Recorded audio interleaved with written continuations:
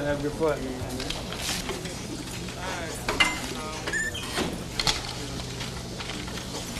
Hey, all day.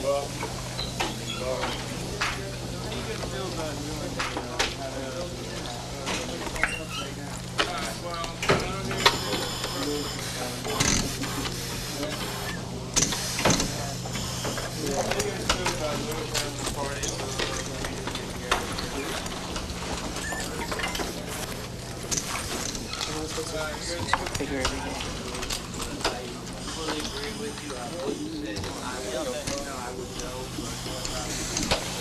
How's that?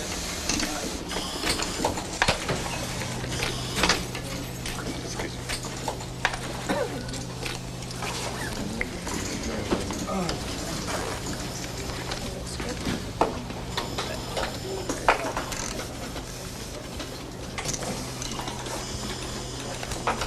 How's that? That's good. How's that?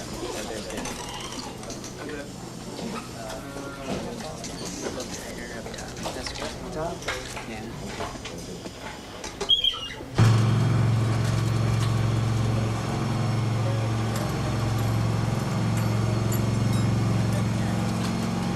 £500 general purpose bombs. They're just for, just for like carpet bombing, basically, for fragmentation. And then we have our 750-pound ones we drop also over there.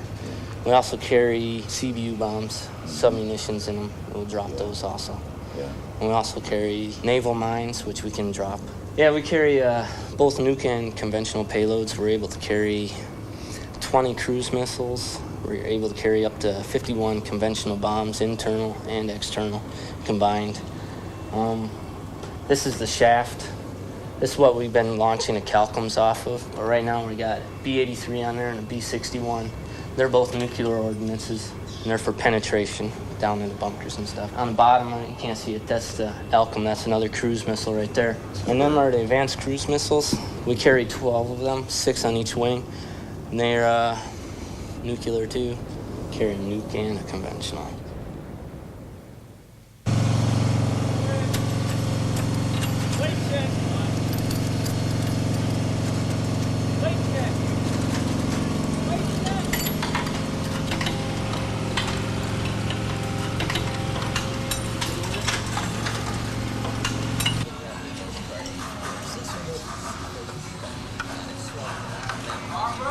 Manche Probleme können nur mit einem gewaltigen Knall gelöst werden, wird gesagt.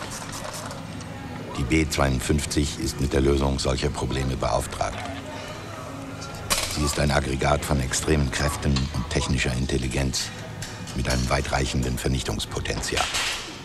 Yes, the B52 is a very large aircraft. The length of the fuselage is actually 159 feet 4 inches. It is 40 feet to the top of the tail, and the wingspan is 185 feet long. It's also very heavy. Just basic weight of the aircraft is on average 184,000 pounds. We calculate all of our fuel loads in pounds also, and aircraft total weight that it can take off with, including weapons, would be 488,000 pounds. This has 8 Pratt & Whitney TF-33 engines. Each of them produces approximately 17,000 pounds of thrust. We use what's called JP8. It's a jet fuel combination of diesel and kerosene. Some of the first things we check are the emergency equipment. We bring on our emergency generators. If we were to lose all electrical power, we'd have power to some of our important instruments like the attitude indicator, the heading indicator, and our standby attitude indicator here. Once we do that, we start checking the fuel quantity, make sure all the gauges are working, that they're reading correctly. We take individual readings of all the gauges, total them up, and then look at that and make sure it agrees with the totalizer gauge here, which is right there. After we get done with that, we start checking some of the hydraulic systems. I have all the hydraulic control panels on my side. We get the ground crew involved at this point because he'll go outside and check, make sure all the flight controls are moving the correct direction as we move the yoke and the rudder pedals and everything. What's here in the lower part, on the belly of the aircraft?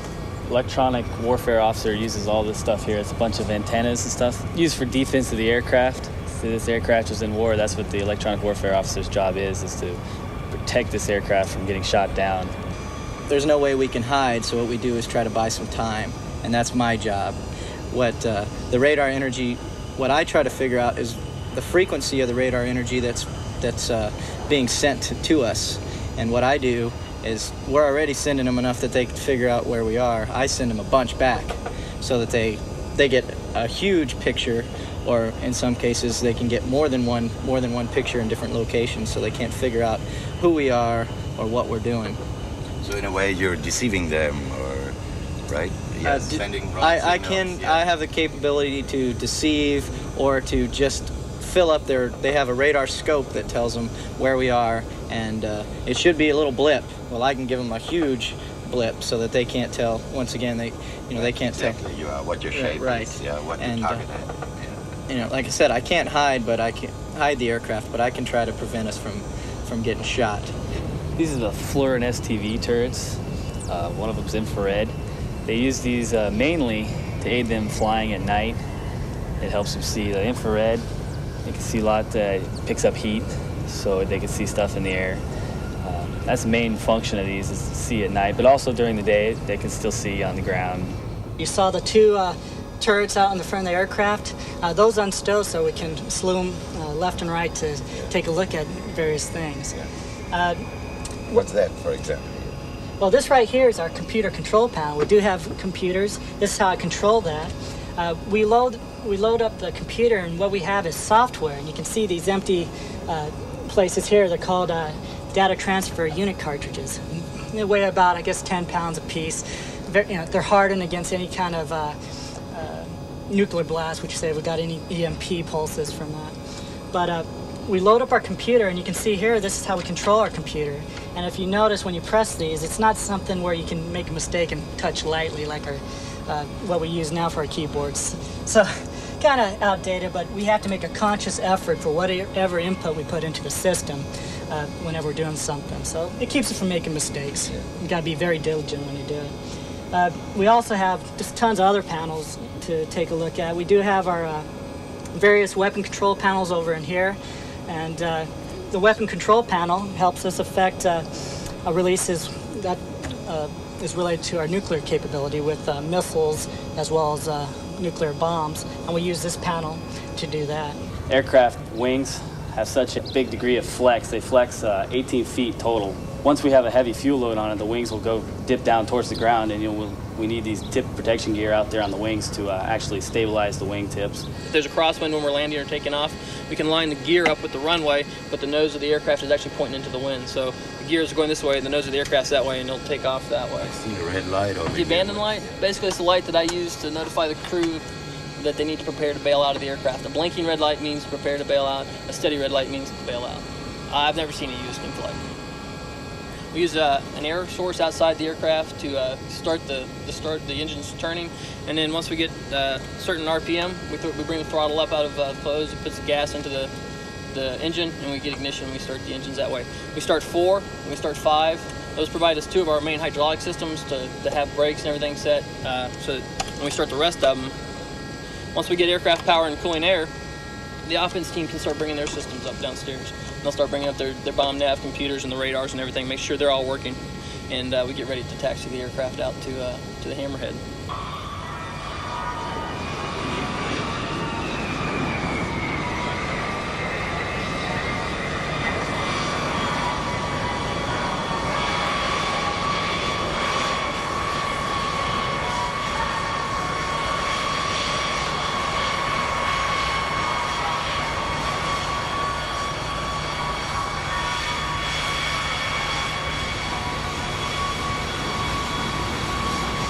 Dies ist das erste Modell der B52. Das Flugzeug wurde 1948 an einem Wochenende in einem Hotel in Dayton, Ohio von 7 Boeing-Ingenieuren konzipiert, berechnet und modelliert. Das Pentagon hatte ihnen Zeit bis Montagmorgen gegeben, eine Waffe für den Kalten Krieg zu entwerfen. Der Kalte Krieg war losgegangen, bevor es überhaupt die entsprechenden Waffen gab, ihn strategisch auszutragen. Die erste öffentliche Vorstellung des Flugzeugs 1952. Ein Mädchen auf dem Atomwaffenbomber. Wie geht das zusammen? Der Kalte Krieg und eine Freizeituniform. Das Versuchsmodell YB52 aus 100.000 Einzelteilen zusammengesetzt. Gleich in den ersten Bildern vom Bomber wird sichtbar, dass das Flugzeug zuallererst einmal ein Arbeitsplatz war. Innerhalb von 10 Jahren wurden 740 B-52 Bomber gebaut, in mehreren Entwicklungsstufen vom A-Modell bis zum H-Modell. Die gesamte Kapazität der aluminiumverarbeitenden Industrie der USA war auf eine Dekade hin ausgelastet. Höchstgeschwindigkeit 1000 Kilometer in der Stunde, Flughöhe maximal 15.000 Meter, Reichweite mit einer Tankfüllung je nach Modell zwischen 10.000 und 16.000 Kilometer. Der Bomber kann allerdings in der Luft nachbetankt werden. 8 Düsentriebwerke, die in Gondeln von den Flügeln herabhängen, pfeilförmige Flügel, die hoch oben am Rumpf angebracht sind. Castle Air Force Base, California, home of the first B-52 Intercontinental Bomber Squadron. And there is Colonel William R. Smith of Wilkes-Barre, Pennsylvania, commanding officer of the new Combat Crew Training Squadron. Well, the 93rd Bomb Wing, Captain, is the first SAC unit, combat unit, to receive B-52 aircraft. My unit, the 4017th Combat Crew Training Squadron, is a part of the 93rd Bomb Wing. And as such, it's our responsibility to train all SAC B-52 crews. If you'll forgive me for not mentioning any performance factors, as you know, they're still classified. Colonel Smith, what would you, I wonder if you could tell us what the cost of the B-52 is. You mentioned that each aircraft cost $12 million. Is that the aircraft being produced at the present time? No, don't mention that. Yeah. You've been talking about it. No No question. Okay, go right ahead. Okay, I'm sorry. Colonel Smith, I'd like to get some information as to the cost of the B-52. Can you give us any information on that? I think so, Captain. Excuse me. I believe the...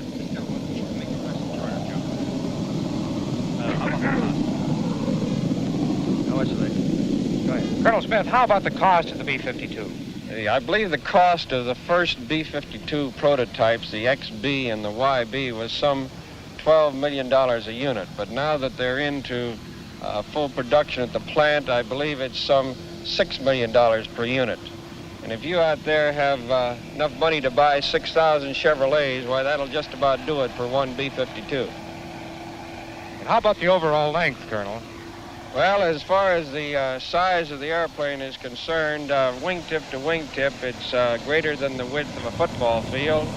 And the tail is some 50 feet high, some 4 stories in the air. Bewaffnung im Heck.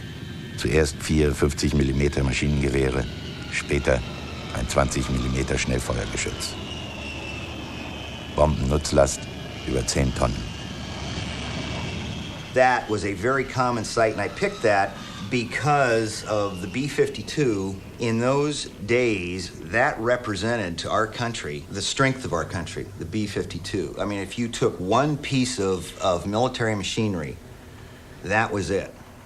And to this day, it's still being used.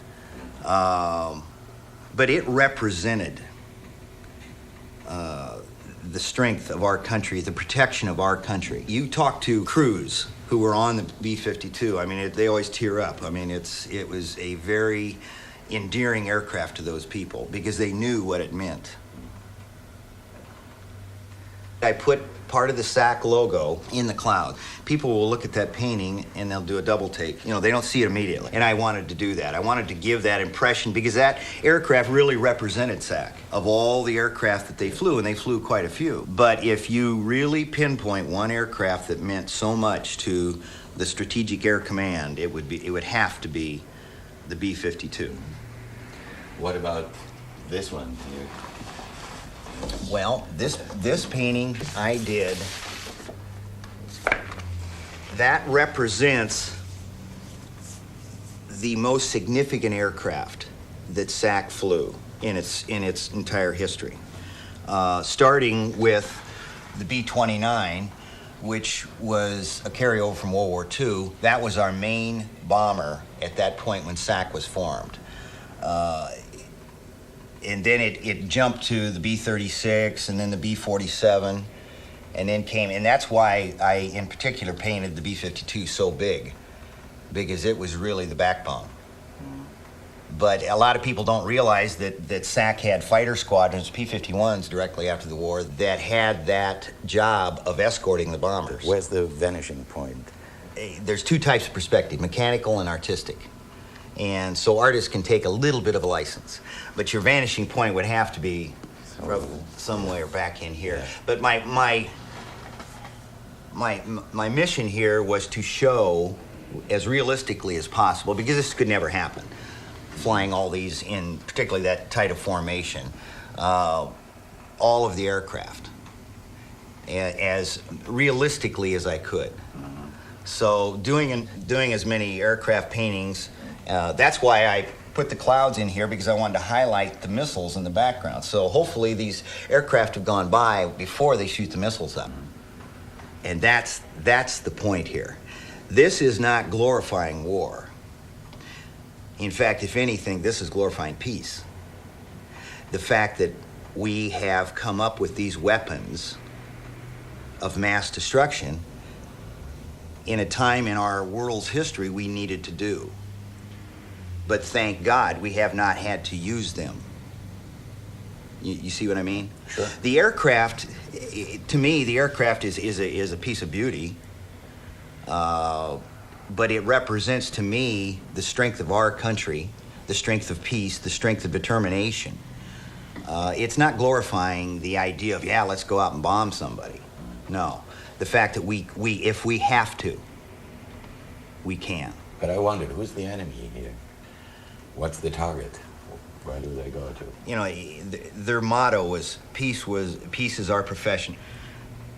Deterrent was the main thing.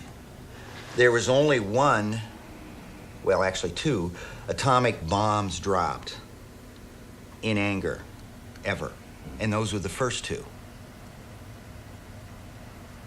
That deterrent guaranteed that really those missiles were never used in anger because of the absolute devastating power it had. To me, that's why I put these in the background, because we knew, and the world knew, they were there. We had that capability. And thank God that we never had to use it. But maybe because of the fact that we had it, we didn't have to use it. To somebody walking into the SAC Museum, I wanted them to look at my painting and really have the entire story of SAC right there, as far as the mechanics of it. And that was my goal. Yeah. When I'm talking, you listen. When you're talking, I'm going to listen. Now, here's what we're going to do.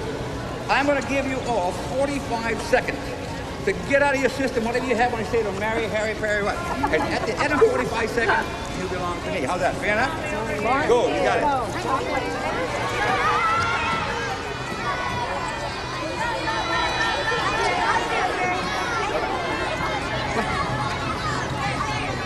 100, empty or loaded? Loaded about 170,000 pounds. Okay, just follow me around this way, please. Now we'll go. Let's start.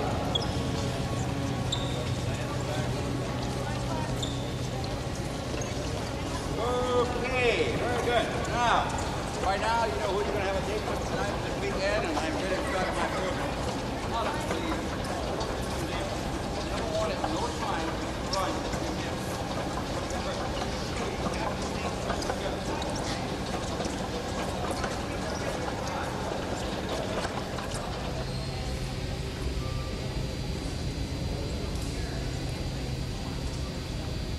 Bis in die 80er Jahre waren die mit Nuklearwaffen ausgerüsteten B-52-Bomber dem strategischen Luftwaffenoberkommando SAC unterstellt. Im SAC-Museum kann man die Überreste der Kommandozentrale sehen, der militärische Mittelpunkt des Kalten Krieges. Das Schaltpult für Kriseneinsätze, das Schaltpult für die Verbindung zum Oberkommando, die Station des oberkommandierenden Generals von SAC, das Schaltpult für die Notvermittlung,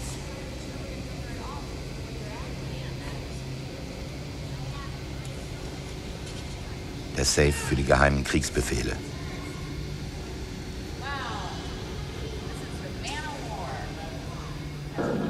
Ein Film, der im Auftrag von SAC produziert wurde.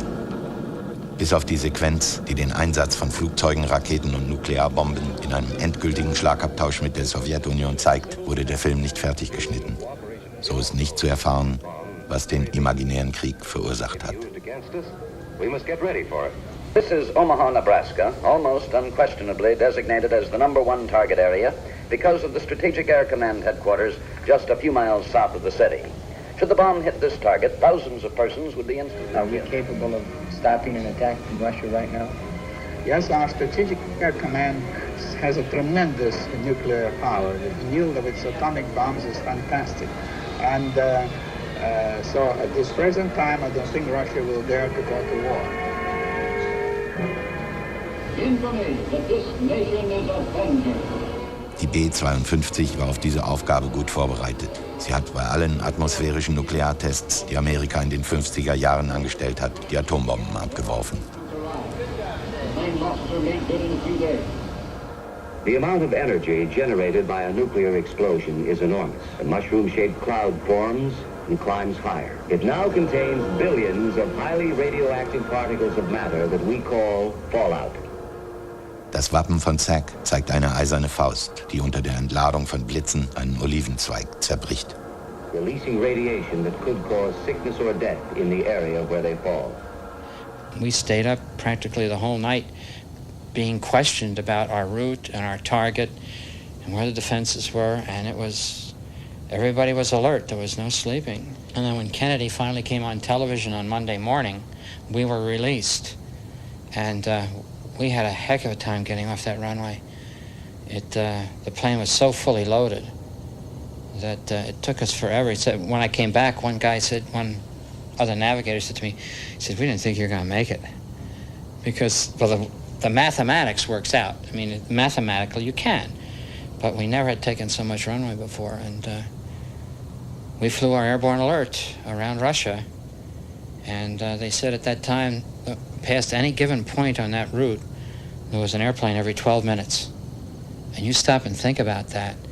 That's a lot of B-52s putting up a nuclear fence right there. Usually the Russians would come up and challenge us, and they didn't send up the fighters, but they were silent. And along the whole route that night, there was very little chatter.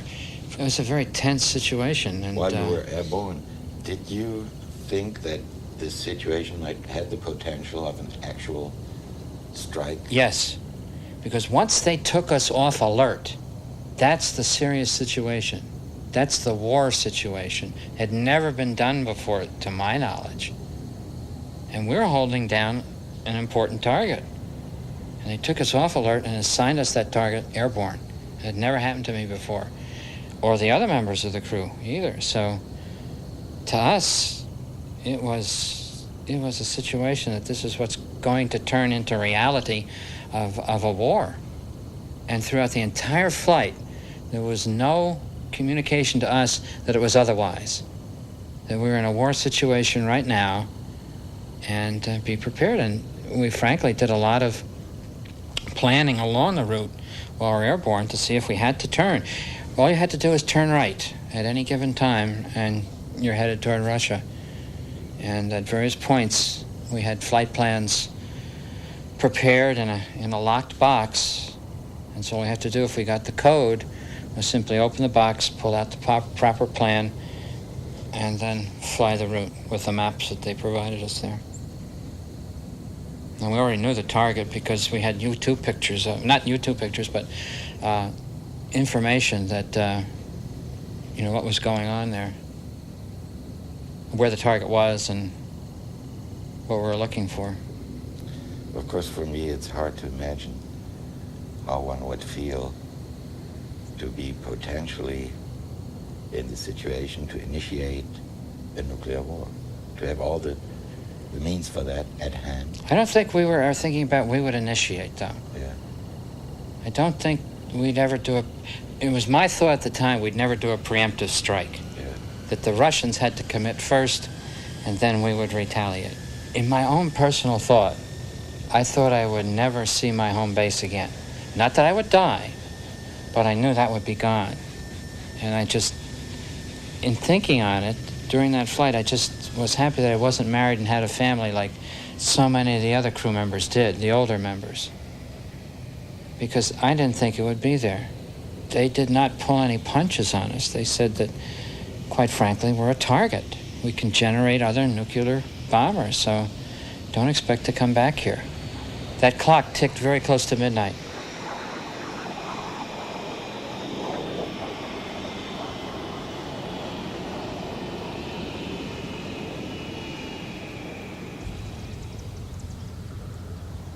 die Absturzstelle einer B52 in North Carolina. Sie war mit 2 Nuklearbomben bewaffnet. Are you still on groundwater? Yeah. Okay, great. Well, I'm just going to step around there and take a quick sample, okay? Okay. Thank you very much. When the plane began to spin, the right wing broke off. So the plane twisted in two halfway. You had a bomb in the back, nuclear weapon. You had a nuke in the front. It twisted in two between the two bomb bays. When it came out, so the plane was going down, when it twisted in two, I guess the other wing must have broke because it was spinning to the right. And what they described to me that as the plane was coming down, the nose, when the back came off, the tail end separated, it began to turn up. It would turn up, and it was moving forward with the top side going forward. And I was awakened by just a weird noise, which later turned out to be, as we were told from base personnel, Seymour Johnson, that the plane had started to revolve in the air and was, which created a really strange noise, which is what awakened me, I guess. And as soon as I was awakened, we heard an explosion, very, very loud explosion, which occurred somewhere back over this area on the other, my mom's house over here. Yeah, it was close to a mile away from the actual site where the main part of the plane impacted on the highway right down here, around the curve. And it was just, you awaken to chaos. And base personnel were on the spot, helicopters landing. They were in the air before he crashed, we were told later. This was the order bailout. The navigator go and jettison his hatch. So there's a hole there, and he go out, eject. The instructor navigator that's sitting behind the two of them jumps out. By that time, I ought to be downstairs to bail out. I was supposed to have been the third man out. Well, I couldn't get downstairs. So the other ones were safe. They used their ejection seat. The navigator came out okay. The two pilots came out okay.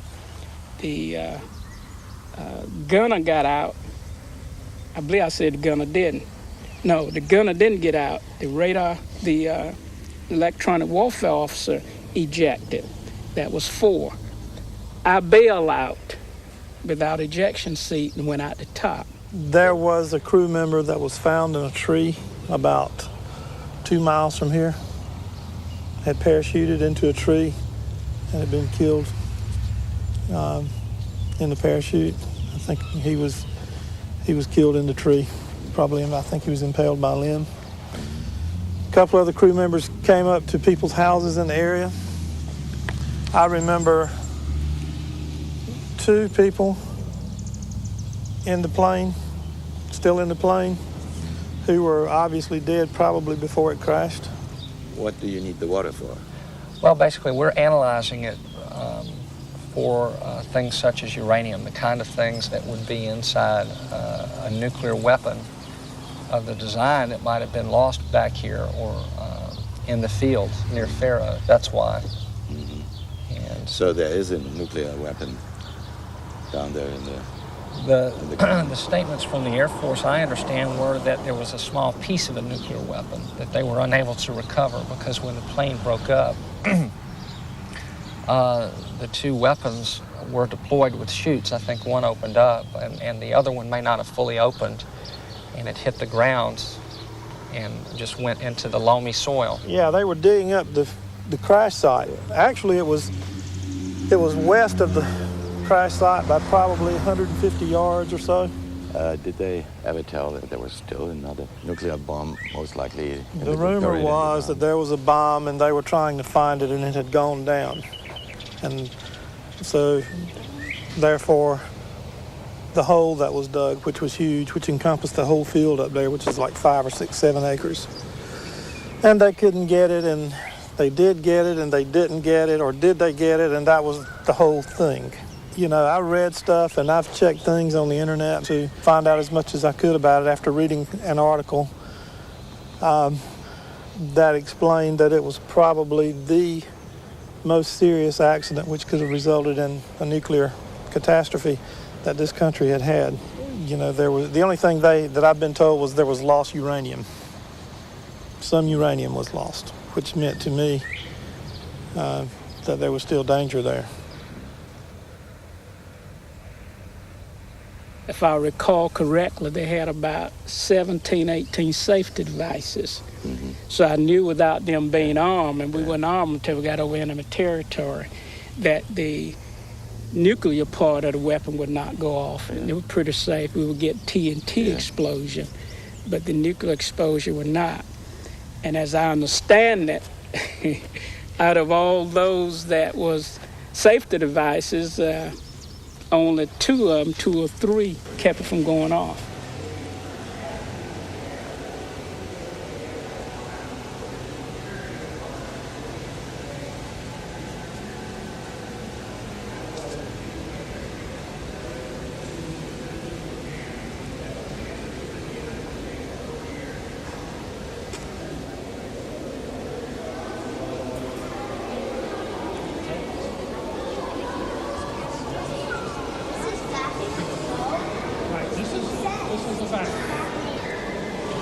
Why do you think they call it the factory? Because it's fat.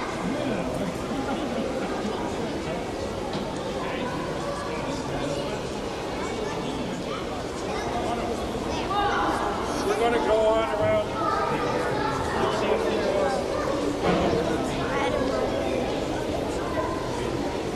Das ganze amerikanische Arsenal von Kernwaffen ist im Nationalen Atommuseum in Albuquerque zu besichtigen. Eine lückenlose Kette der Abschreckungsstrategie, immer nah an der Katastrophe. Yes, over a city in southeastern Spain called Palomares. It was located on the coast of Spain, and at that point in time, the United States had an airborne alert system called Chrome Dome, which involved having bombers flying different flight profiles around the then Soviet Union as a part of our nuclear deterrence. And in order to do that, air-to-air refueling was required, and during one of those missions, a B-52 aircraft and a KC-135 tanker collided. You see they're in a refueling link-up at this point in time. And when they collided, and during the breakup of the aircraft, the 4 B-28 weapons that were on board the B-52 fell free from the aircraft. 3 of them fell to the land here in Spain, and 2 of the 3 detonated. That is to say, the conventional high explosives in the bombs detonated, scattering radioactive materials and plutonium dust and the like around the countryside. The first bomb was slowed by its parachute, did not impact with the earth at as high a speed as the other 2 weapons did, so it was found and recovered very quickly, and this is the remnants of bomb number 1. Mm-hmm. Now, bomb number 4, however, again, as can be seen in this picture, did not fall on the land, but it went out into the Mediterranean Sea, and it was the real difficult problem in the recovery effort, because trying to locate it, first of all, and then bring it back from the seabed was a very difficult task. It took some 80 days to actually recover the weapon, to get it back into U.S. possession and on board an American vessel. I actually heard that it was never recovered. It's still today. Well, no, that's not quite so, because we have the remnants of bomb number 4, which was in the sea. Let's take a look at it. All that time up here. As can be noted, the damage to this was less severe than was seen on the other bomb, but we were fortunate in the respect that had it not been for a Spanish fisherman who saw this bomb descending, we might not ever have found it. He was a gentleman by the name of Simo Orts. His photo is on this wall. He looks something like the American singer Dean Martin. That's right. Yeah, and that's right. He saw this bomb coming down. This weapon's parachute had fully deployed and slowing it, but he was at a distance. So what he saw coming down, he thought was one of the aircrew members coming down in a parachute. I see. What happened actually to the aircrew? Well, several were killed. I believe 4 of the 7 on the B-52 survived. All members, the 4 members in the tanker perished in the accident. But Orts drew this diagram and gave it to the authorities and said, here is where the dead man entered the sea. And with this diagram, the search area was made smaller to the point where it could be intensified. The weapon was found, and then after some difficulty was raised back to the surface and brought back into American custody. It was an interesting exercise because not only were we looking for it to try to recover it, but also our friends the Russians were looking for it at the time, and it wasn't a form of technology transfer we were really interested in pursuing with them at that point. Was that the reason for the cleanup that was done in the kind of radiated and polluted areas? Or? The cleanup was a result of bombs 2 and 3 detonating when they hit the ground, and when they did, they scattered contamination around the Spanish countryside, and there was some. Well, it was nearly 5,000 of the 55-gallon drums that are seen in this photo over here that were filled with that Spanish topsoil removed, and it was, subsequently replaced so that the people in the area could resume their farming and normal activities.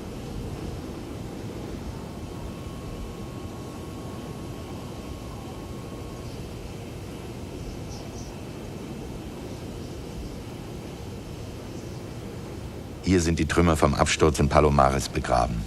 Gleich daneben die Wrackteile einer B52, die 1968 in Grönland abgestürzt ist. Die verstrahlte spanische Erde, die von den Feldern abgetragen wurde, und das verseuchte Eis von Thule, heimgekehrt in eine amerikanische Wüstenlandschaft.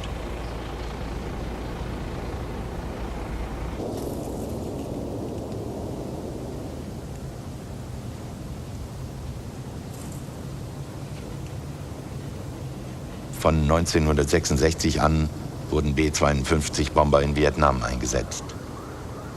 Zunächst nur Ziele in Südvietnam und in der demilitarisierten Zone, dann auch in Laos und Kambodscha und später gegen Nordvietnam. Es waren vor allem D-Modelle, die einen Kanonier im Heck hatten zur Abwehr von feindlichen Jägern. Der Bomber war von einem Höhenflugbomber umgerüstet worden zu einem Tiefflieger, damit er der gegnerischen Radarerkennung entkommen konnte. Und statt Nuklearwaffen wurde er mit konventionellen Bomben bestückt. We could carry 108, but we couldn't carry that many 750-pound bombs internal. We could carry 84, we had stations for 84 bombs in there, but we carried 24 750s external. So we'd have 24 750s external and 84 500s internal. That was the largest load. Though for going to Hanoi, we couldn't carry that much fuel. We lost some fuel in that. Planes' max gross weight's 450,000 pounds. And if you got a lot of fuel and a lot of bombs, so something's got to give if you go over the 450 mark. So we reduced that bomb load a little bit. And we carried some 60 750 internal and 24 500s external. And also the 500-pound bomb is the new bomb. The Mark 82 was more streamlined. It was for the modern jet fighters, and it didn't have the drag on the airplane as the 750-pound bomb did. But they found out that when you carry 108 500-pound bombs, you can train those, drop them in a train 6,000 feet long and 3,000 feet wide, one airplane. And so you could take 3 bombers, which were a normal cell. You could expand that to the width and make that 9,000 feet across, 6,000 long, or you could make it 18,000 long, or you could put it all in the same 6,000 and by 3,000. And we'd use it as area bombing and in support of the troops.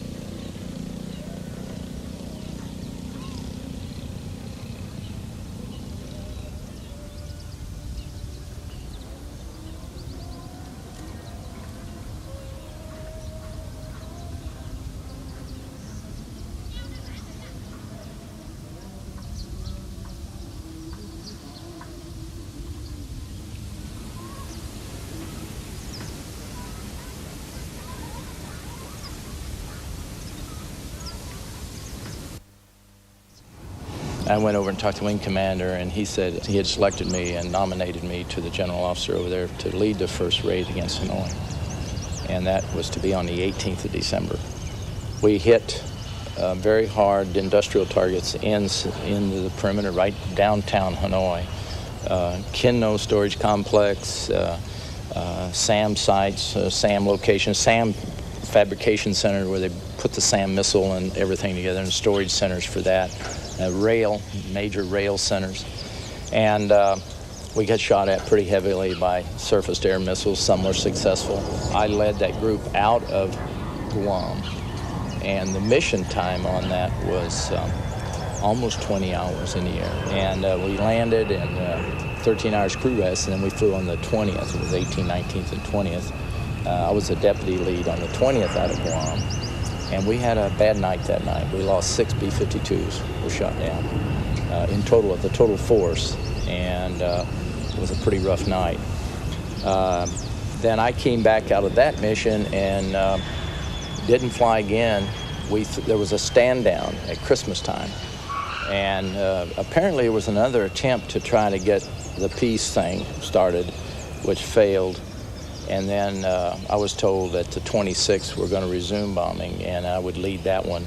Turned out to be 120 B-52s, included Guam and Utapao, and major force. And the targets, Hanoi Railroad Yards and the Kin No complex. The Kin No complex, a big storage area of supplies, and that was quite huge.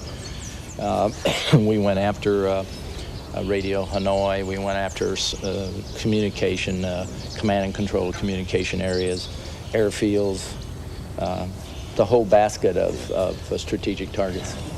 The mission on the 24th went to Kep Airfield. The second mission I flew was on the 26th, the day after Christmas. That was the biggest mission of the 11-day war.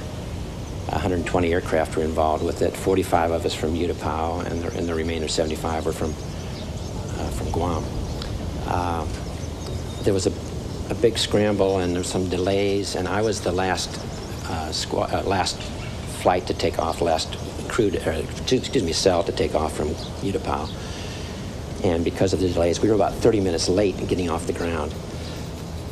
Once we headed off to the north from Utapao, I was to connect up with a flight of G models from Guam, because they felt that a D model cell at the back end of a G model wave would protect them from fighters sneaking up and things of that sort. So when I found out that they were about 150 miles straight north of me, because I was late, then we brought up our power, and we were able to cut the distance down to about 15 minutes, but we were still 15 minutes late coming in on the target. Mind you, everyone else had already dropped their weapons and were gone, and we were coming in 15 minutes late. So I called Red Crown in the Tonkin Gulf, the picket ship, and I said, don't let the fighter cap above us leave until I finish, because we don't want to be up there by ourselves. So when we came in on the target, it seemed like they were a lot more concentration towards us, and the SAMs were coming up in large numbers, and they would just sort of come up and level off at your altitude and come back. Look like they're coming right at you, and you have to kind of stare them down a little bit, because until it gets close enough where you can make a maneuver, you're wasting your time. That's when the gunner was very important to me, because he was able to tell me from the rear where the SAMs were coming from and which way to maneuver the aircraft to avoid them. So we were doing a lot of maneuvering, and on our bomb run we were bombing the Thai Nguyen steel factory northwest of Hanoi at that time. And then we broke and turned back towards the Chinese border on our exit out of North Vietnam. Did you hit this target of the steel factory? Yes, we sure did. Do you have any idea how much of a payload you dropped over Vietnam overall? Oh, me, myself? Yeah. God, I had probably close to 100 missions. I would guess I was carrying 48,000 pounds roughly, 48 to 50,000 pounds. Most of them 66, 750-pound bombs.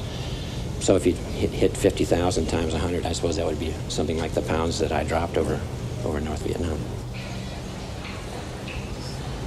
On the 22nd December, the B-52 start bombing our railway station.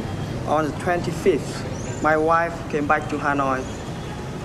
At night of 26th December, at around quarter to 11 p.m. When I heard about the sirens warning about the airstrike.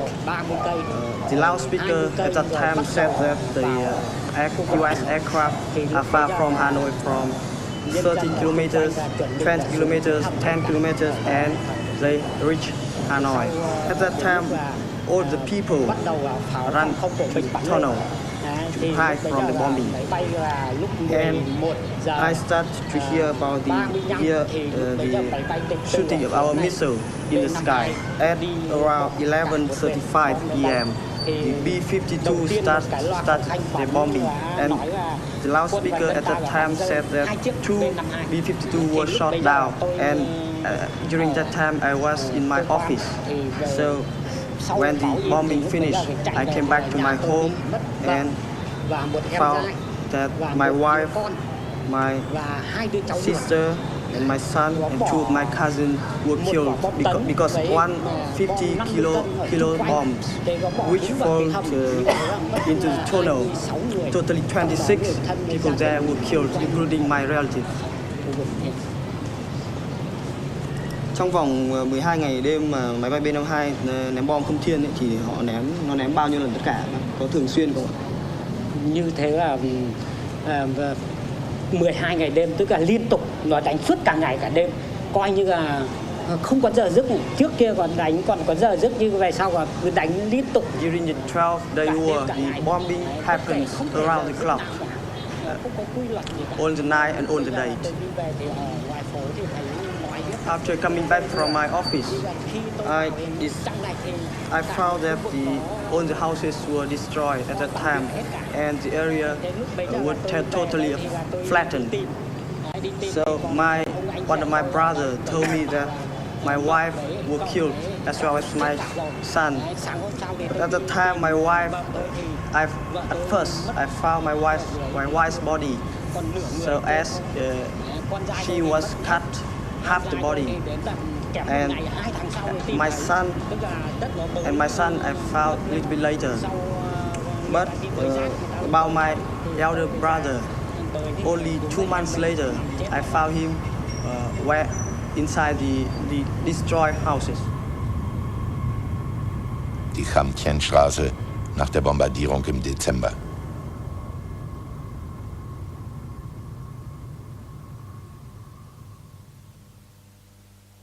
Tôi là người thứ hai bắn B-52 chứ không phải là người đầu tiên.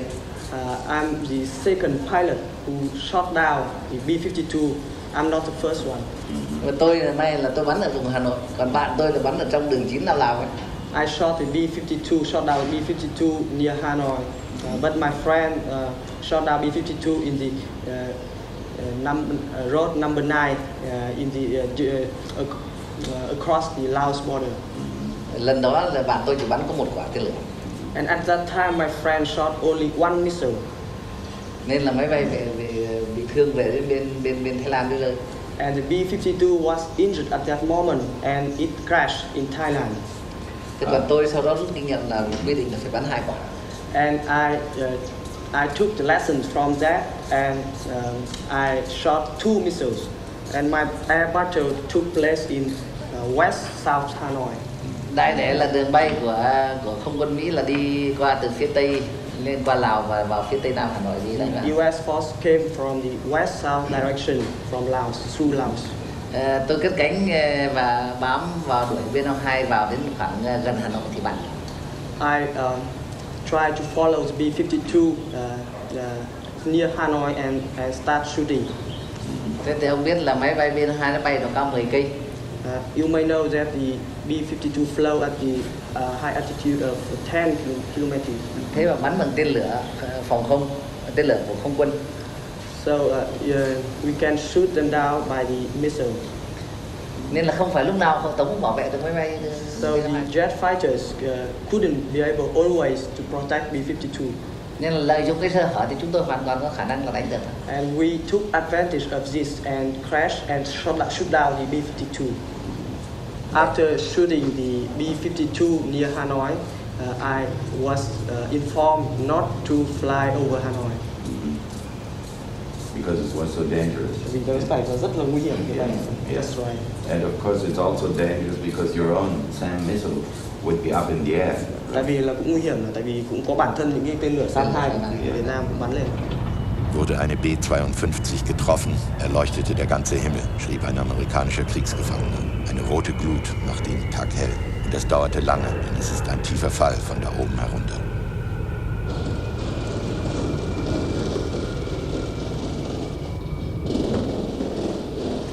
I think that the objective was to destroy totally the military system and anti-aircraft system of Vietnam. Và gây ra một cái cuộc giết chóc nhân dân thảm khốc nhất.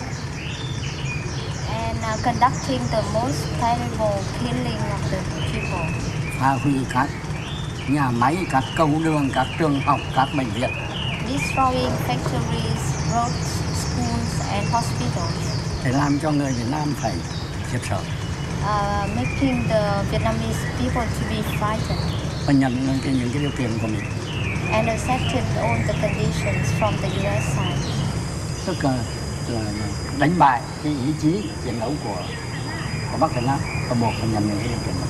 They wanted to defeat the sense of fighting from the Vietnamese side. Yeah, thì tôi có đặt vấn đề là trong phòng không quân là tôi hỏi là tiêu diệt mấy phần trăm mấy năm 2 thì Mỹ là không chịu được.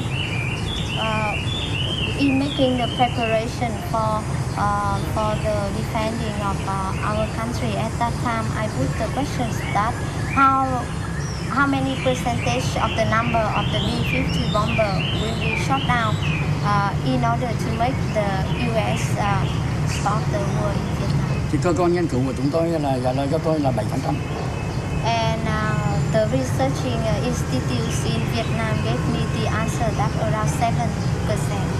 Nhưng mà thực tế đến cái ngày 27 ấy, thì là hạ là có thể là 17%. But up to the 27th of December 1972, we shot down 17%. Zwischen dem 18. und dem 29. Dezember wurden 730 Einsätze geflogen. 15.000 Tonnen Sprengstoff wurden abgeworfen. 1.300 Vietnamesen wurden getötet, die meisten Zivilisten. 880 SAM-Raketen wurden auf die B-52-Bomber abgefeuert. 24 wurden getroffen, 15 stürzten ab. 30 Amerikaner kamen dabei um, 30 gerieten in Kriegsgefangenschaft.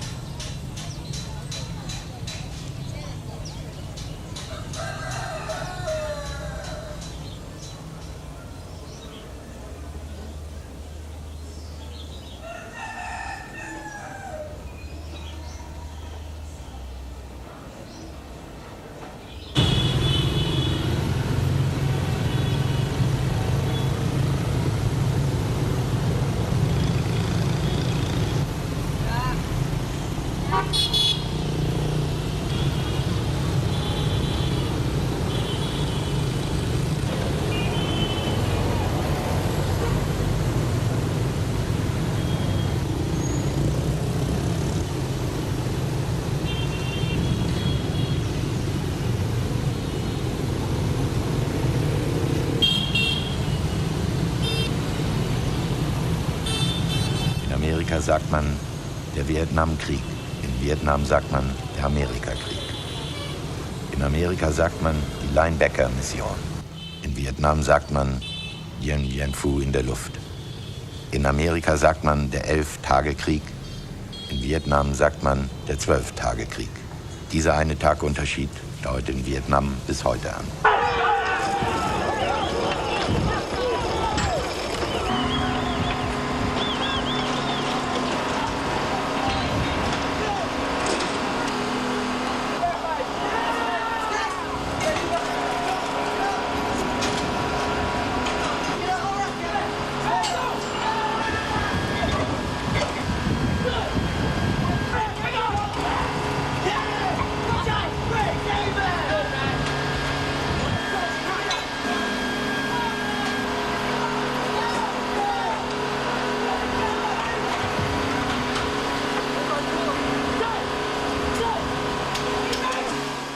80er Jahren wurden Nuklearwaffen verstärkt ins Waffenprogramm der B52 wieder aufgenommen.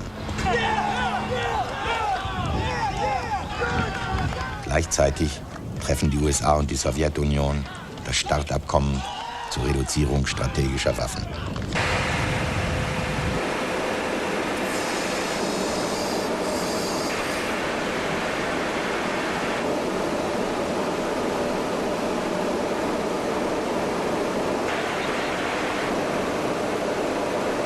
Der Golfkrieg 1991.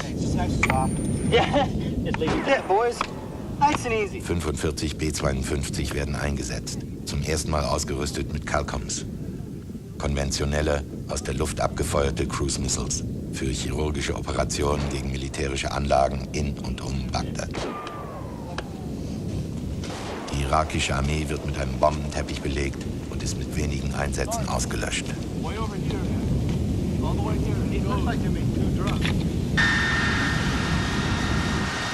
Desert Strike 1996.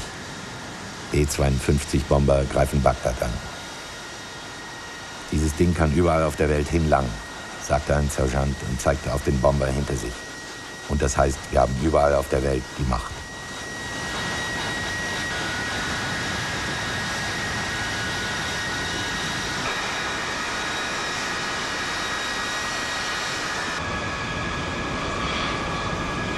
Dezember 1998. Während Präsident Clinton der Impeachment-Prozess gemacht wird, kehren 15 B-52-Bomber nach Irak zurück. Die Operation Desert Fox. Stecknadelgenau flogen die Cruise Missiles ins Ziel.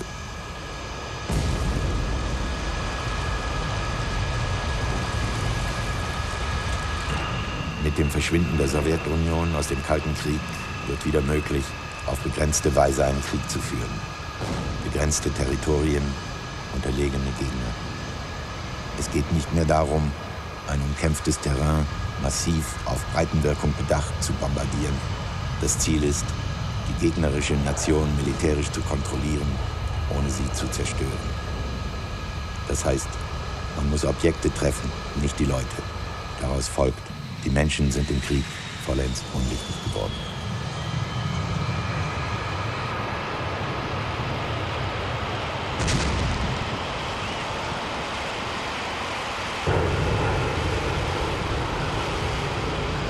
Im März 1999 werden 6 B-52 im Kosovo-Krieg eingesetzt.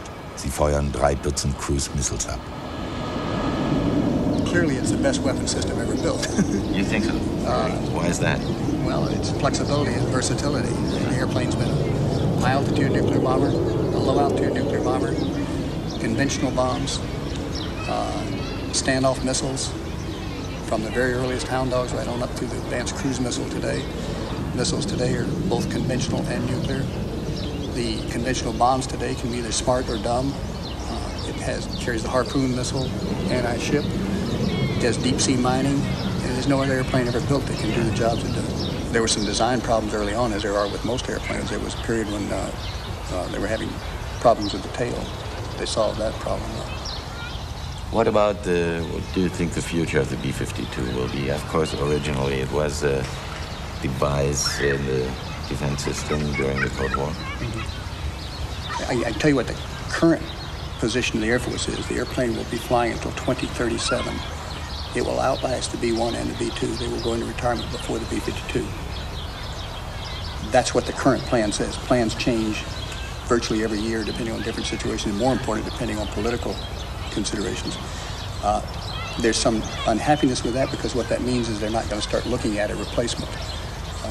The bombers we have now will be the bombers we fly for the next 20 years or so. And so there's arguments for and against that. The point is that the airplane can still do probably twice as much as any other aircraft we have. It just has that capability. We can't replace the missions that it can do. The B-1 and the B-2 can't do all the things that the B-52 can do. How long it'll stay, I don't think it'll be around till 2037. I think economically they'll decide, I think they'll decide to replace the airplane sooner. The airplanes we fly today are 37 years old, but airframe-wise, they're fairly young airplanes. The H model did not fly in Southeast Asia. So it didn't build up all those hours on the airplane that the D model did. We wore the D models out. The H model, most of them have something in the neighborhood of 14,000 hours, which isn't a lot of hours on a big airplane.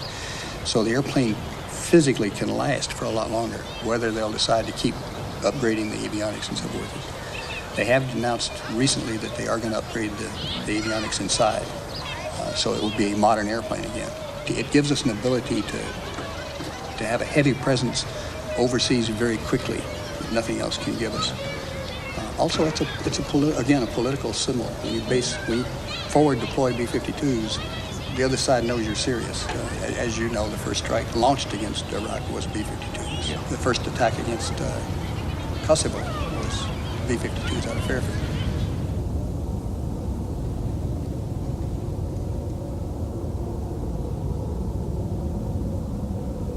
Mehr als 100 B-52 sind in den letzten 50 Jahren abgestürzt. Fast ein Siebtel der gesamten Produktion. 24 Flugzeuge allein im Krieg in Vietnam. Hunderte B-52 stehen in der Wüste und warten darauf, ausgeschlachtet oder verschrottet zu werden, gemäß dem START-Abkommen. Der Druck der militärischen Produktion schiebt seine Erzeugnisse wie eine gewaltige Endmoräne von Schrott vor sich her. Zu denken, dass der Kalte Krieg nur eine Erfindung war, ein Knall, der nie laut wurde. Well, AMARC is the Aerospace Maintenance and Regeneration Center, and basically for the Department of Defense, we store airplanes, we reclaim parts, we actually have airplanes that fly out that are what we call regenerated, and then of course we dispose of parts. So basically we have 4 processes. The first process is where we will have an airplane that will have an opportunity to go back out. The airplanes that are identified by their systems program manager that have a chance to fly again. Example would be the F-4s are flying again. They're in the drone program. We just recently took out some F-18s for the Spanish Air Force. So we will protect it with the coating that we call Spraylat, which is a very thin plastic type coating that we put on it. And then every 4 years, we'll bring the airplane in. We'll take the Spraylat off of it. We'll look for any corrosion, which we normally don't have a whole lot because it's very dry here. So we'll bring the airplane in. We will refuel it. We will run the engines. We will check the systems. Then what we will do is we'll re-preserve it and put it back out in the desert. The second category is that the airplane itself isn't going out, but we may need the parts.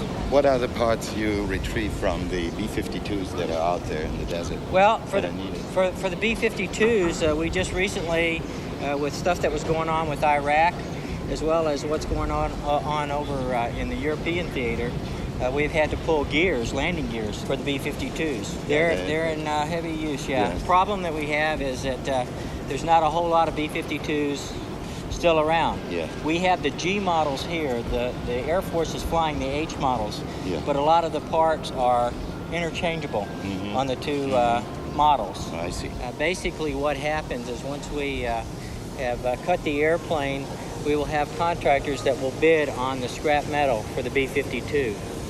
And what they will do is they will pay whatever the price of the metals is for the time period that they're buying it. A B-52, the last one I think that got sold was about $50,000. One of the interesting things is one of the companies that buys the metals, they get the scrap, they take it in a truck up to Michigan, it's remelted and it becomes another airplane. Yeah. So that's kind of neat. It lives on. It has another life.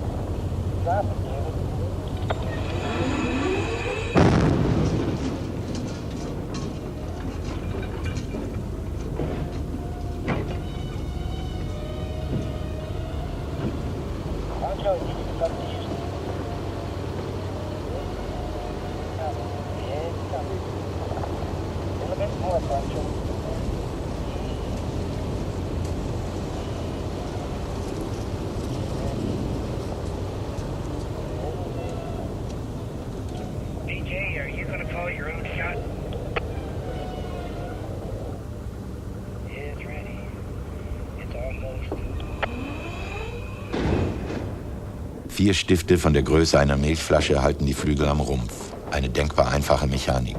Es braucht aber einen Kran und eine 5 Tonnen schwere Metallplatte, den Flügel vom Rumpf zu trennen. Es braucht 4 Männer, eine B52 zu vernichten. Sie zu bauen, benötigt es Tausende von Menschen und 100 Fabriken.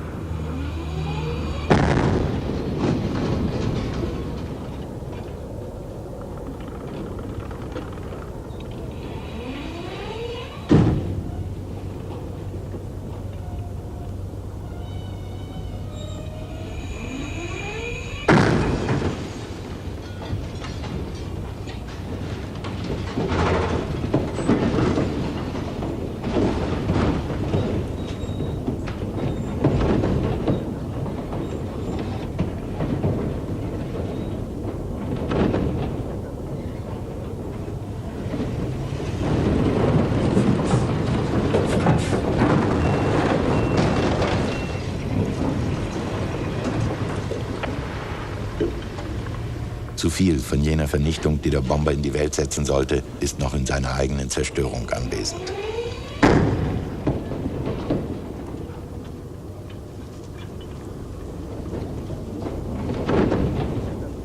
Wenn etwas ungeschehen gemacht werden soll, müsste man es Schraube für Schraube, Niete für Niete auseinandernehmen.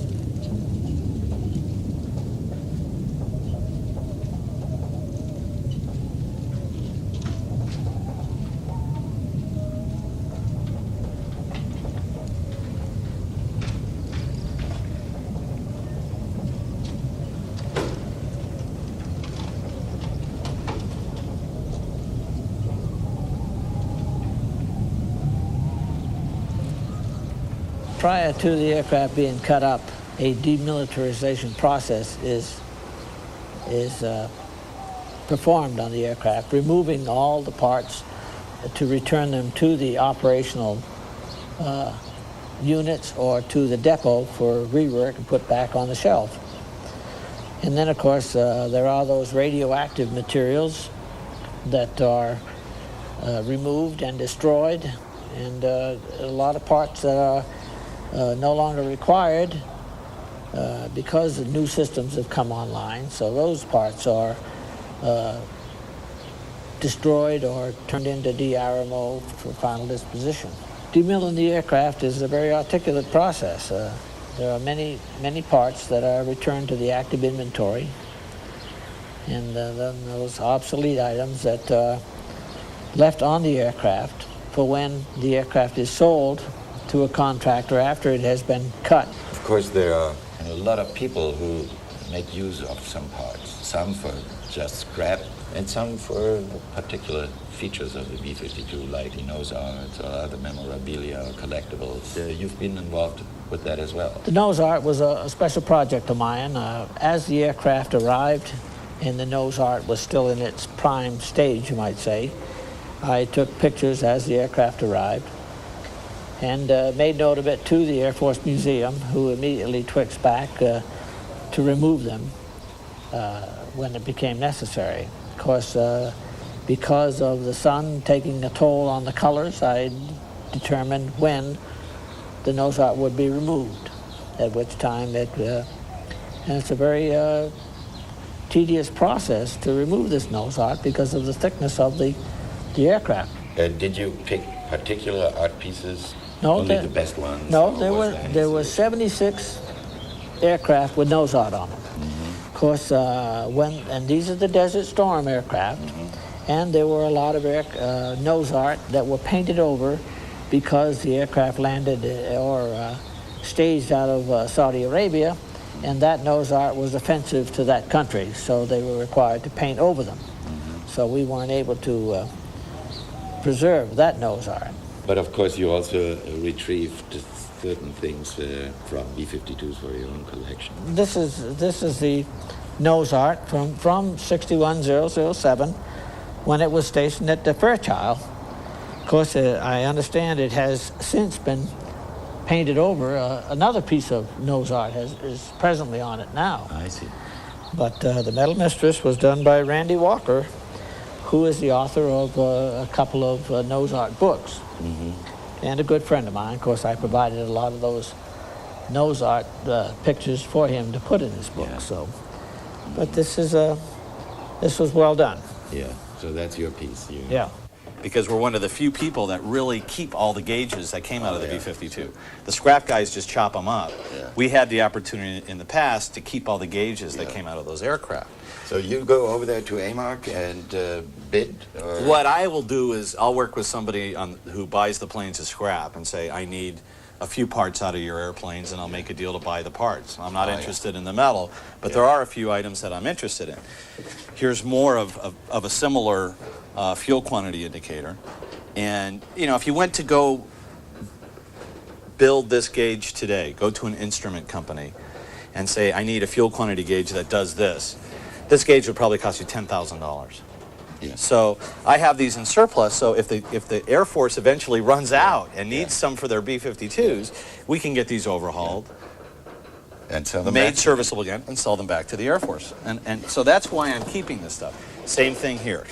More of a, it's another, you know, the B-52 has 8 engines, so and lots of fuel tanks and lots of fuel storage, so they have literally tons of gauges inside them. In aircraft lingo, it would be called a solenoid valve, but on the street it's called a dump valve.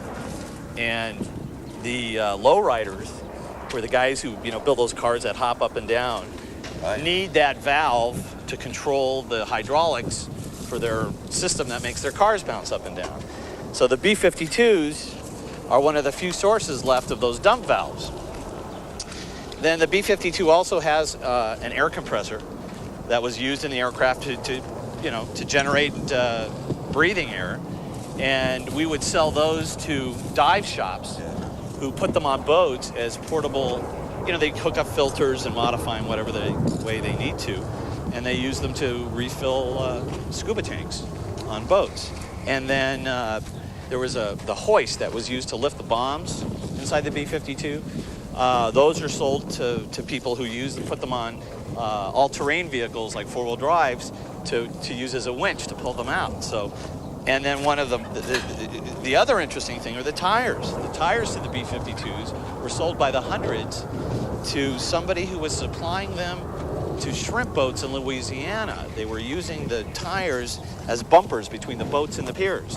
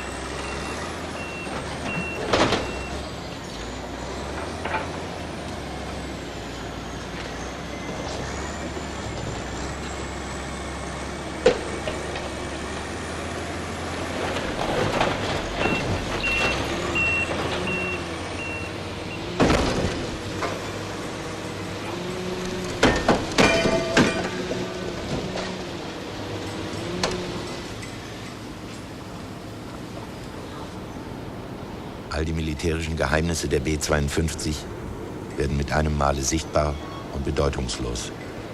Ein Kommunikationssystem und keinen Sinn.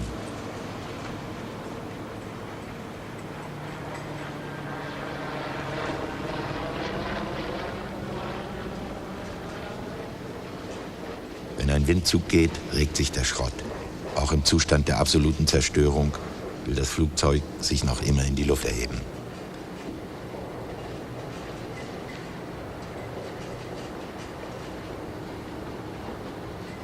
Kabelbäume von 50 Kilometer Länge gehen durch eine einzige B52, reinstes Kupfer. Die Stecker und Steckdosen sind aus Gold und Silber. Vielleicht werden aus dem Aluminium wieder neue Flugzeuge gebaut, vielleicht auch nicht. Alles kann weiterverwendet werden. Was ist Recycling? Material sichern, ihm eine neue Funktion geben, ihm eine neue Form geben, einen anderen Zusammenhang finden.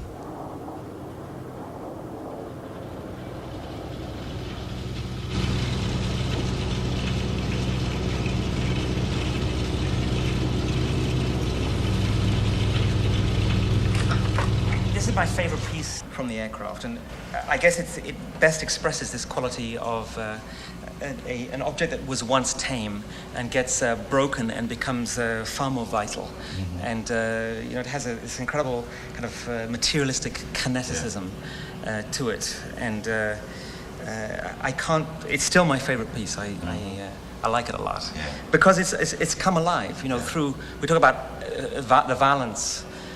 Before we were talking about that, and for me, it sometimes takes that to make something extraordinary.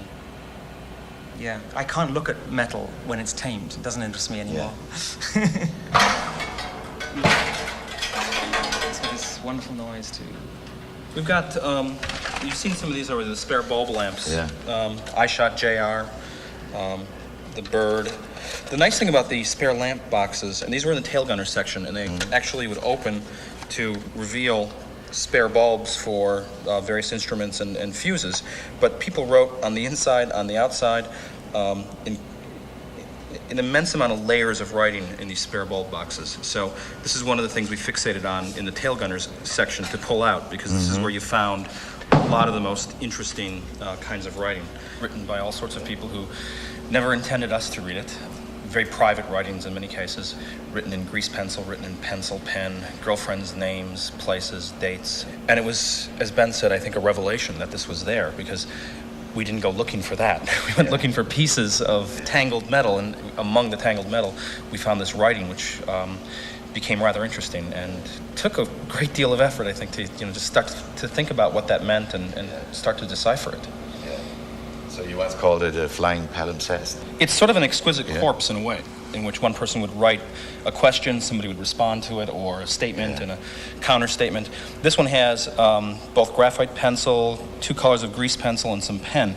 And depending on how you move it in the light, you catch different levels of writing. So there's deeper levels of writing in graphite, and then on the surface you have the grease pencil. Yeah. When you turn it around, that's where you get the help, I'm being held prisoner inside this ALR 46.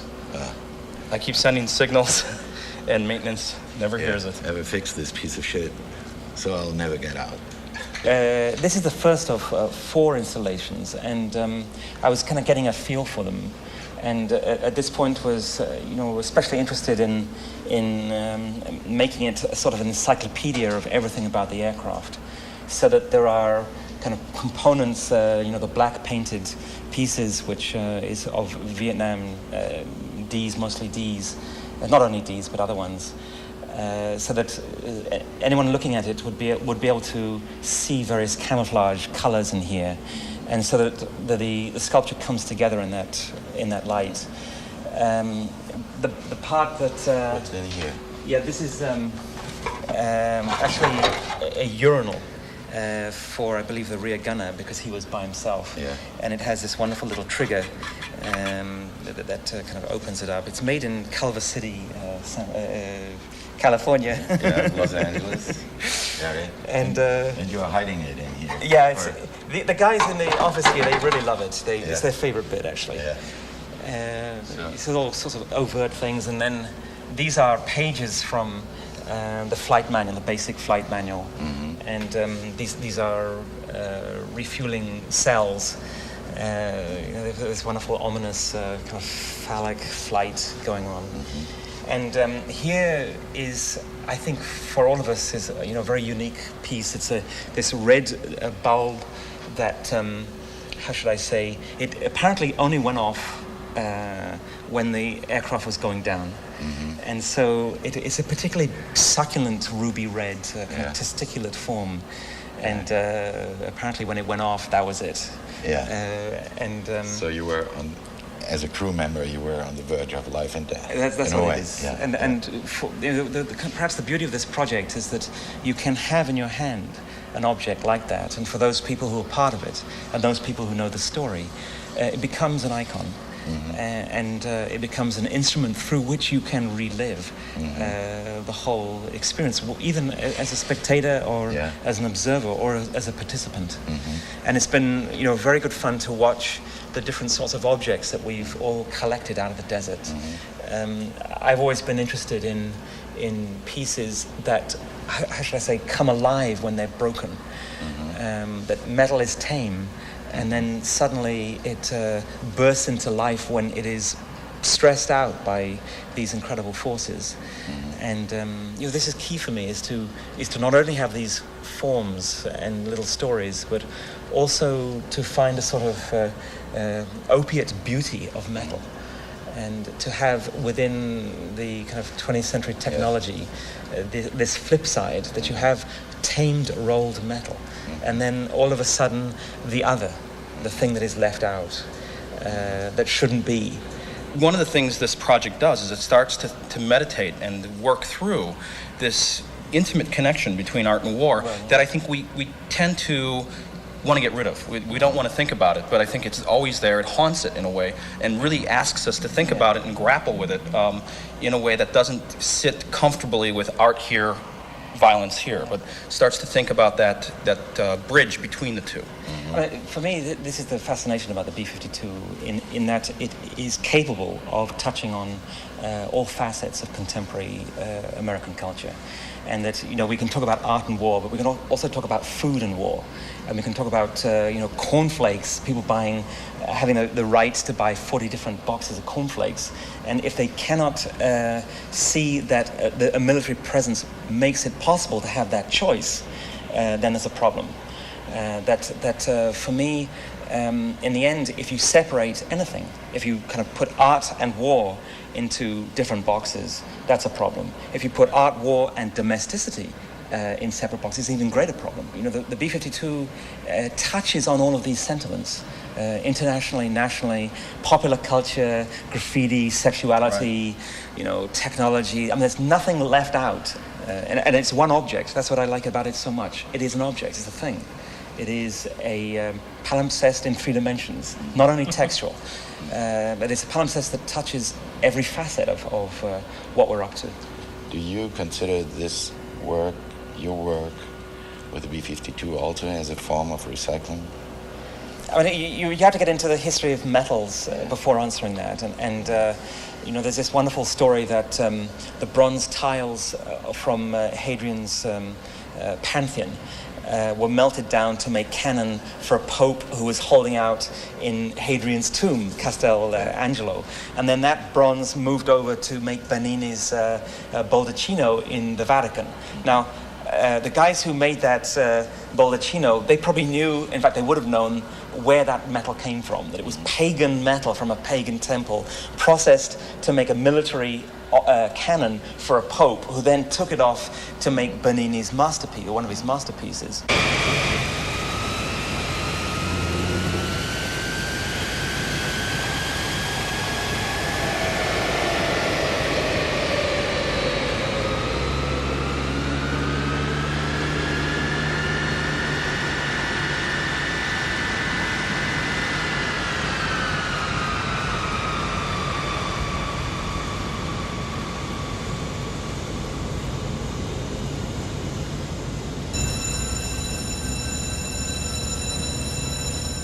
Nicht ganz 100 Flugzeuge sind von der Flotte der B52 übergeblieben und noch im Dienst.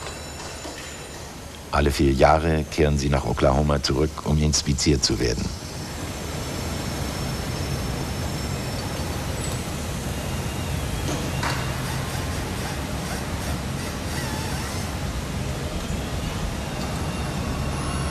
Hier taucht die B52 als Arbeitsplatz wieder auf.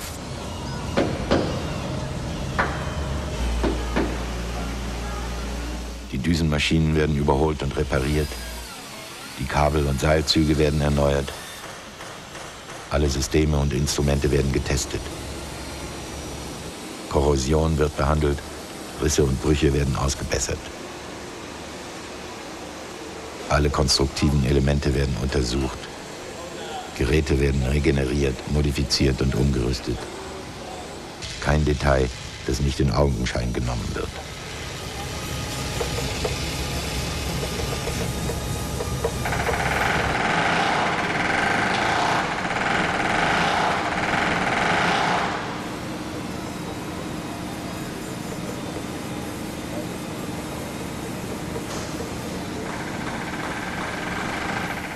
Das Flugzeug wird beinahe ein zweites Mal gebaut.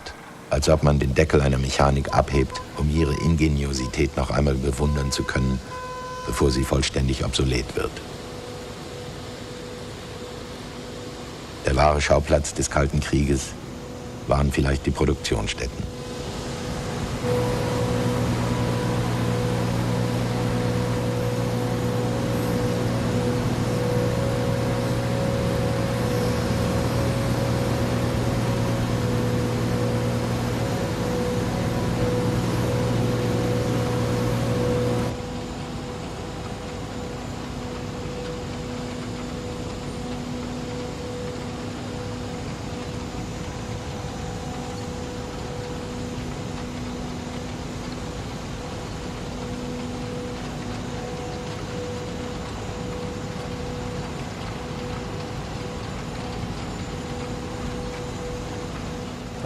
We've never lost our nuclear capability in that function of the airplane.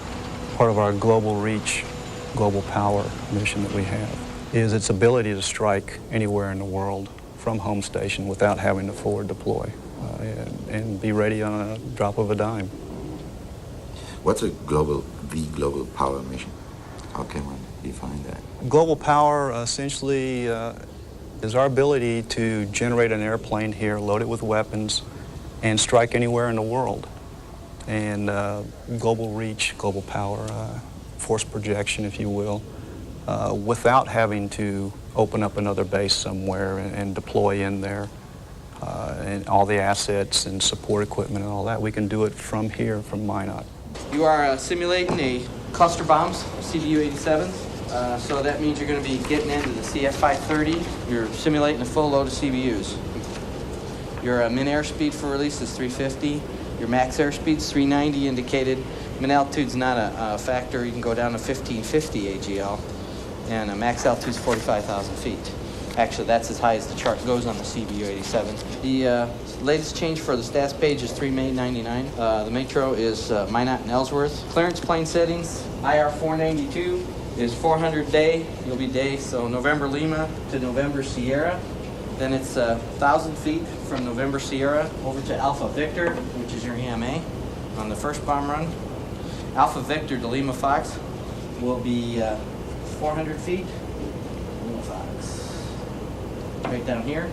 And then it's 1,000 feet all the way out to Alpha Kilo. We all know why that's, it's noise sensitive. You could use the alternate TA eval area if you like for 485 to do additional TA cal. The terrain in that area is 3250. You fly 4050, and you can do that from Lima Oscar, which is 3/4 of the way through the turn, down to 4550. You've got another noise sensitive area, long track here. Treat that as a threat. Lima Delta through Lima Echo is your MOA. You're allowed to maneuver anywhere in the MOA. You do own that time while you're there. If you see leads weapons going off by 29 TG, you're clear to go back down to your release altitude. Okay, this again is a pop to level maneuver. So you'll be your navs will be directing a climb to 4825 minimum for the weapon for release. Okay, simulating a full load of external, that gives you 10 weapons. So you're going to descend right into that frag pattern if you push the nose over and descend to get out of the threat environment. So what you have to do is you have to calculate the stop-release time, plus the time of fall, plus the cylinder, which is about a half mile, which is about 5 seconds.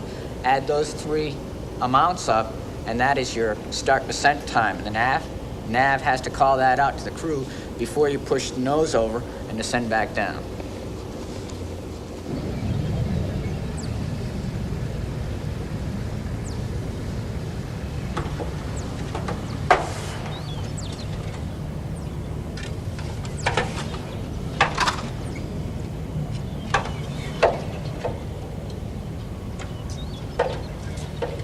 Die Lebenserwartung einer B-52 beträgt 70 Jahre.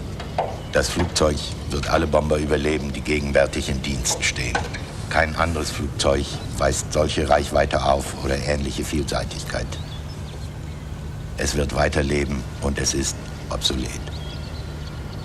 Die B-52 ist bislang immer unterhalb ihrer Kapazität eingesetzt worden. Das mag heißen, das Schlimmste haben wir hinter uns.